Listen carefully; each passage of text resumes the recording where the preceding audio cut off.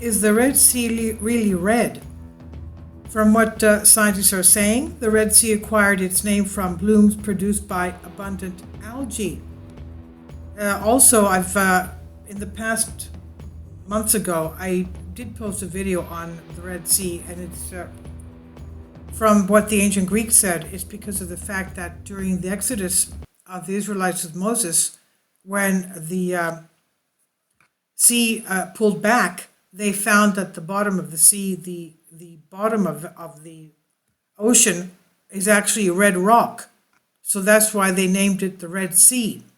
And actually, it was called this, or the Bible says, the Sea of Reeds. Okay, so it's the Red Sea. Now, satellite images here taken from space below the Red Sea is a blue line running roughly from north to south along northeast edge of Africa continent. The intense blueness of the water, which stands in stark contrast to the drab brown of the surrounding landscape, belies the sea's famous name. There is seemingly nothing red about the Red Sea. So how did the Red Sea acquire its famous moniker? Karen Kleinhaus, Associate Professor Marine and Atmospheric Sciences at Stony Brook University, New York, said, "I don't think anyone knows for sure how it got its name." Okay, well, we have found how it got its name. And we have also the ancient Greek text saying that it was at the time when the ocean opened up and they saw that the rocks were red. That's why they called it the Red Sea, Erythra thalassa in Greek. So, going back to this though, it is possible, she said, that the answer might have to do with algae, in this case, Trichodesmium erythraeum, sometimes called sea sawdust.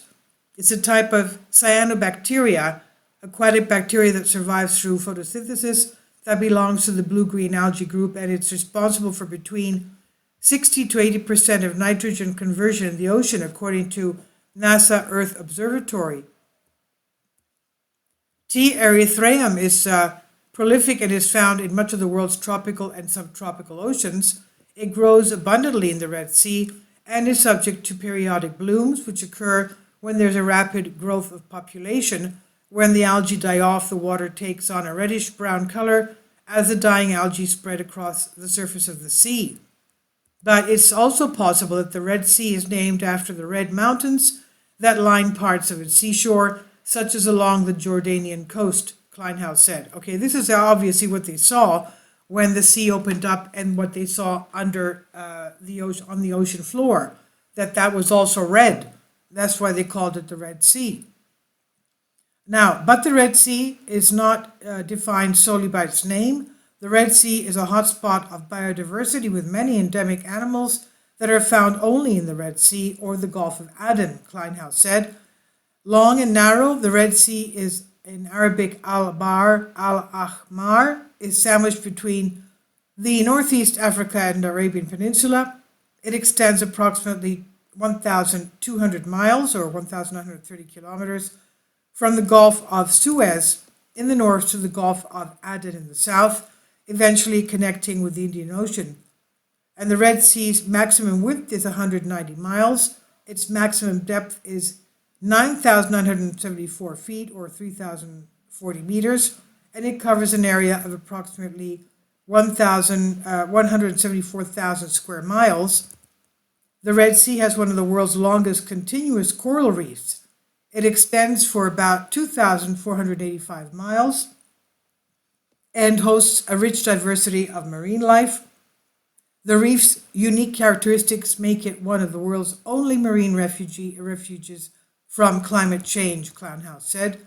The corals that reached there at the end of the last ice age were only those that could tolerate very high temperatures and salinity because of the conditions of the Red Sea at the time they entered, Kleinhaus said. Therefore, they are now living well below their maximum temperatures and are predicted to be one of the last coral reefs to survive this century. The Red Sea is one of the world's youngest bodies of water and was formed by the splitting, of course, of two tectonic plates, the Arabian Plate and the African Plate, said Kleinhaus. And this is what goes on into Israel, known as the Transjordanian Plate. It's a long plate, obviously. if it goes all the way back to the splitting of Africa in the east. So the Arabian plate and the African plate, these are still drifting apart, so it is a growing sea, she said. This is on Science Alert by Tom Garlinghouse. Please leave your comments and thank you for your support. Kindly support my Patreon account. The daily posts are 5 videos daily, and they are totally different from what I have on my YouTube channel. Thank you so much for your support and that you find all my content so interesting. You'll find the Patreon account details in the description box below.